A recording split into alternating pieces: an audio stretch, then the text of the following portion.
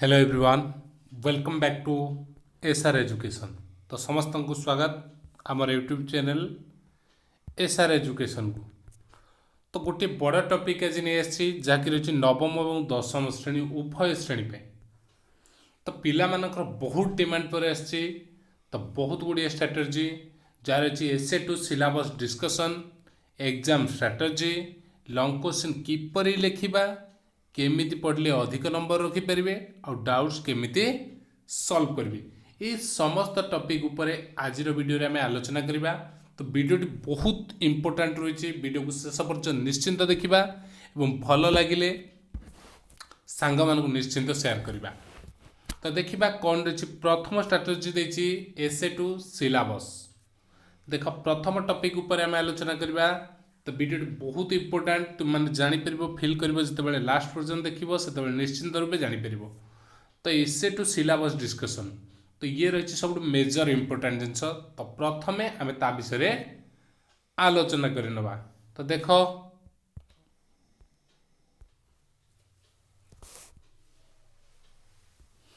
तो आमर important topic थिला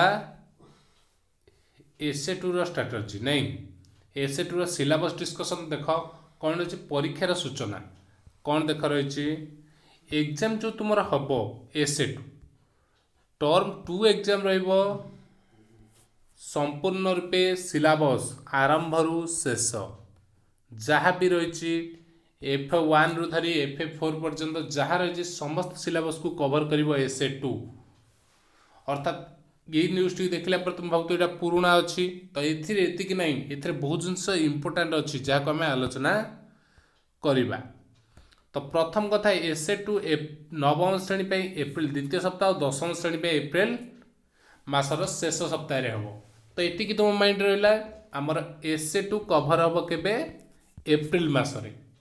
तो एसए टू परीक्षार सिलेबस प्रश्न कौटू आसो 30% प्रश्न टर्म वन सिलेबस रु 70% टर्म टू सिलेबस रु। एथिरे रहबो उभय एमसीक्यू आउ सब्जेक्टिव जी कि रहला टोटल 80, ये रहबो 50, ये रहबो 30। MCQ 50, subjective 30। तो ठीक अच्छे, तुम ये जिनस क्लीयर हो गल। तो नेक्स्ट देख कौन रही एमसीक्यू रे 50 टी प्रश्न रहिबो एवं तार उत्तर ओएमआर सीट रे करिबो। प्रति प्रश्न मूल्य रहिबो 1 मार्क। प्रति प्रश्न मूल्य रहिबो केते मार्क? 1 मार्क। तो तुमको गोटे मेजर इंपोर्टेंट जिनस देखैबी। तो टिके गोटे मिनिट ताको देखि नबा तापर टिके हमें जिबा। तो सबुठे इंपोर्टेंट रही ये जिनसटी देखंतु कौन रही board of secondary education Odisha Cuttack blue print of fast language Odia. Odiyar क्यों चैप्टर रु केतोटी एमसीक्यू केउटा आसीबो सब्जेक्टिव, ये समस्त क्वेश्चन तुमर एथरे अछि। तुम आकुस मध्य पाई परिबो। तो ये गोटे मेजर इंपोर्टेंट जिनस देछि देख, ये होछि मुख्य तुमर सब्जेक्टिव प्रोज रु आसीबो 5 मार्क, पोएट्री रु 5 mark, essay letter application 10 mark, paragraph comprehension आसीबो 10 मार्क। तो ये जो पैटर्न रही केउं चैप्टर रु केतोटी आसीबो ए सब डिटेल्स तुमको मध्य प्रोवाइड करा जिवो प्रति विषयर ता पूर्व आम क्लीयर हो।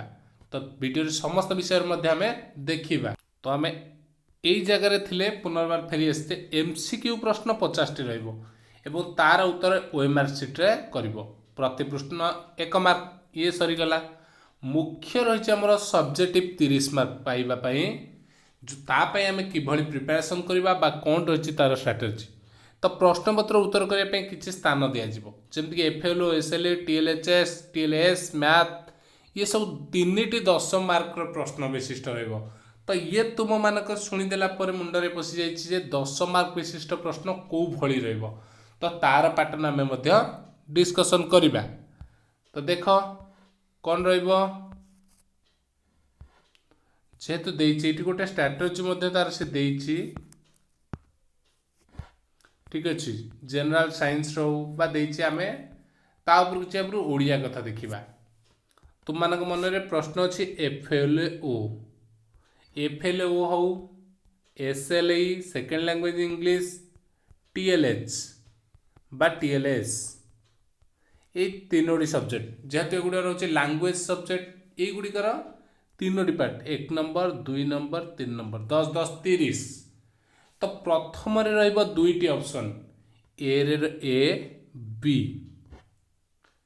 ये भले दुईटी ये रहिबो 5 मार्क ये रहिबो 5 मार्क तो ये रे रहिबो दुईटी ऑप्शन ए रे रहिबो गोटे आई डबल आई एठी रहिबो 5 मार्क रु तमरा प्रोज रु रहिबो ये रहला पोएट्री प्रोज रु 5 मार्क पोएट्री 5 मार्क आई रे डबल ए रे जो दुईटी बिट ये मध्य दुईटी बिट तुमे एटा करिवो और एटा और रे थिबो एक नंबर और तार आई आ गोटे थिबो सेमती बी रे मध्य गोटे आ गोटे तार और रे थिबो तुमे ऑप्शन रहिबो तो प्रोज रु आसी गला दुईटी पोएट्री रु आसीबो दुईटी तुमे सेतु गोटे गोटे करिवो तो 10 मार्क क्लियर हे गला 5 into 2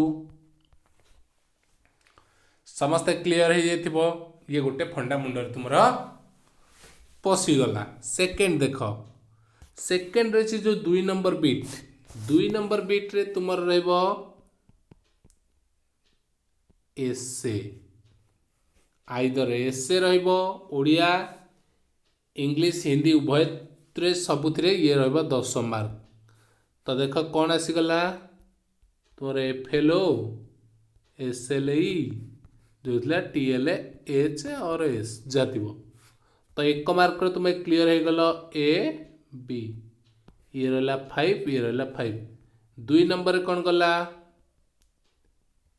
एसे ओडिया रे केवल रहिबो एसे रहिबो इंग्लिश रे एसे रहि पारे और एप्लीकेशन सबुथिरे तुमर गोटे अल्टरनेटिव ऑप्शन रहिबो और लेटर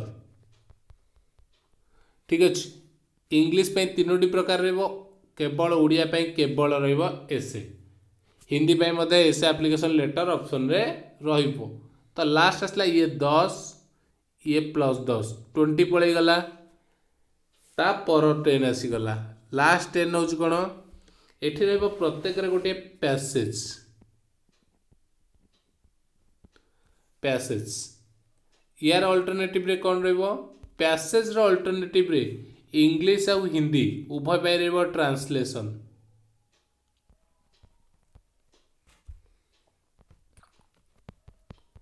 तुम मानक मन रे प्रश्न दियो ओडिया पाई कौन आसीबो ओडिया पाई एई जगह रे आसीबो एप्लीकेशन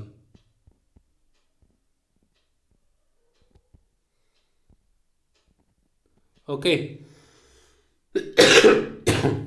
पैसेज और एप्लीकेशन केवल ओडिया पाई एठी सेकेंड लैंग्वेज हो थर्ड लैंग्वेज हो तापे और रे आसीबो ट्रांसलेशन ये रहबो 2 5 10 5टी क्वेश्चन पैसेज रो ये रहबो 5टी ट्रांसलेशन 10 मार्क तो ये गला तुमरो 30 मार्क कवर हो गला कोथरे एफएलओ एसएलई एवं टीएलएच और S fast language second language और थर्ड लैंग्वेज तो तुम्हें 30 मार्क क्लियर हो गल तो किभली पढ़िबो आमे ताकु मध्ये आलोचना करिबा तो देख प्रथम कथा रहिला ओडिया गद्य तुमको किछि इंपोर्टेंट क्वेश्चन चूज करबा को पड़िबो फास्ट दुईटी क्वेश्चन आसीबो तो दुईटी क्वेश्चन पे तुमको केतोटी विषय अछि तुमे ताको बांटी नबो कोथुरु अछि इंपोर्टेंट तुमको मध्ये मु देई देबी जहाँ भी अछि सेठी हमर पीडीएफ रे देखौतली को चैप्टर रु आसीबो लॉन्ग क्वेश्चन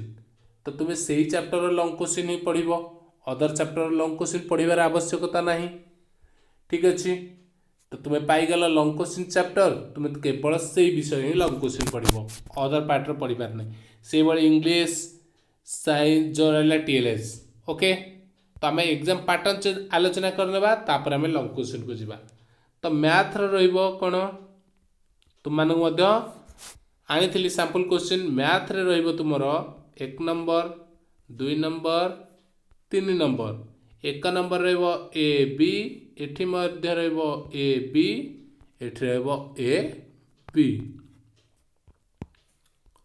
तो एठी ए बी रे प्रत्येक ए रे दुईटी ऑप्शन बी रे दुईटी ए रे सब जगह रे दुईटी ऑप्शन थिबो 1 नंबर आई रे गोटे और गोटे ए रे गोटे दुईटी ऑप्शन जे कोनसी गोटे तुमे करबो तो ये रहिला 30 मार्क रु 15 मार्क रहिबो ज्योमेट्री 15 मार्क अलजेब्रा तो को चैप्टर केतोटी क्वेश्चन आसीबो सेथिपई मध्य मु तुमको कहीदेवी जहाँकि ऑलरेडी सैंपल क्वेश्चन रे तुमको पूरा डिटेल्स भाव में कह जाए।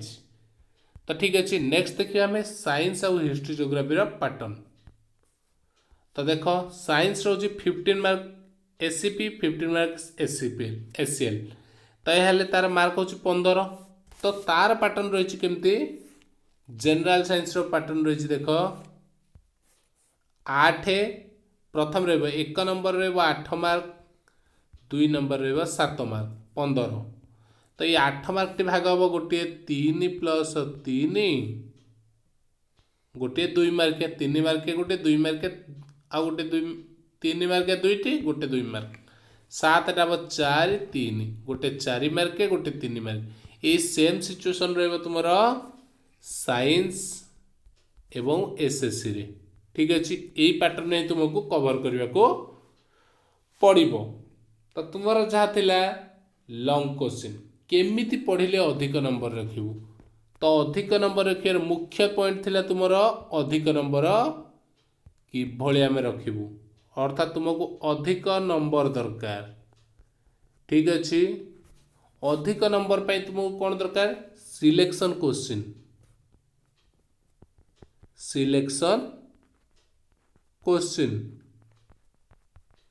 ठीक अच्छे। तो सिलेक्शन क्वेश्चन कौट पाइब तो आमर ए यूट्यूब चैनल एसआर एजुकेशन तुम मानक मिल सिलेक्शन क्वेश्चन जहाँकि रही तुमको जमी प्रूफ सहित देखागला कि कौ चैप्टर आसो लंग क्वेश्चन क्यों चैप्टर आसो सर्ट क्वेश्चन।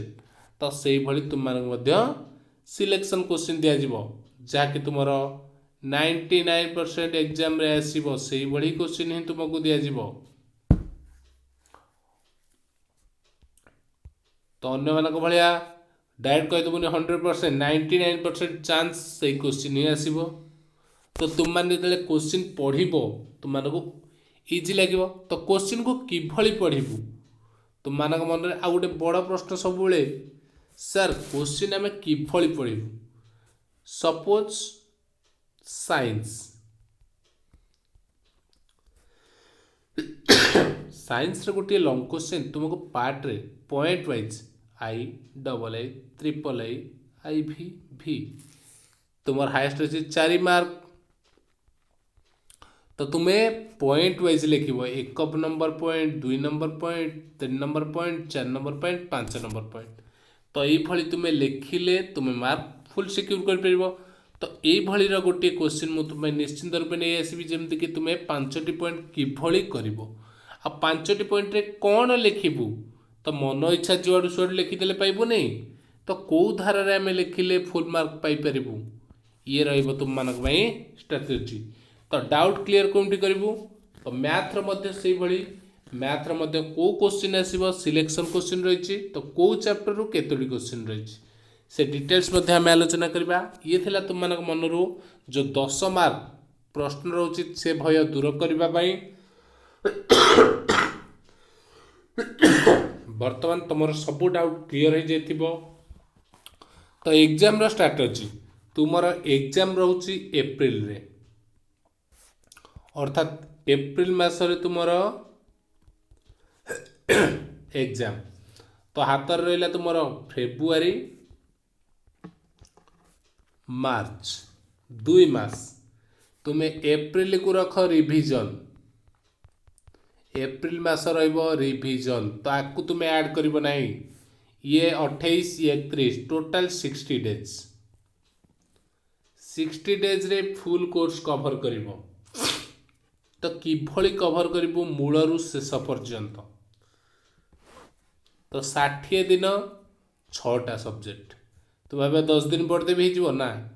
प्रत्येक दिन केते समय पढ़ू जे आम 60 दिन रे मोर गोटे 6टा जाक सब्जेक्ट 100% मु कवर करी। तो 100% सिलेबस कभर हम 60 दिन रे। एप्रिल मास आरंभ रखा रिविजन एवं तुमर एप्रिल मासरे विभिन्न मॉक टेस्ट आमे कंडक्ट करवा जहाँकि टोटाल 80 मार्क मॉक टेस्ट जहाँकि तुमर पूरा एग्जाम क्वेश्चन सैंपल पेपर तुम माने प्रैक्टिस करके जीव एवं 80 ରୁ 80 नहीं कि ही आसीबो। अर्थात तुमको फेब्रुआरी मार्च 2 मास रे 60 दिन भितर कोर्स को कवर करिवार अछि। तो आज ही गला तुमर 30 जनवरी। तो टोटाल तुम हाथ में गोटे दिन रे तुमे तुमर निजर रूटीन प्रिपरेशन करिबो।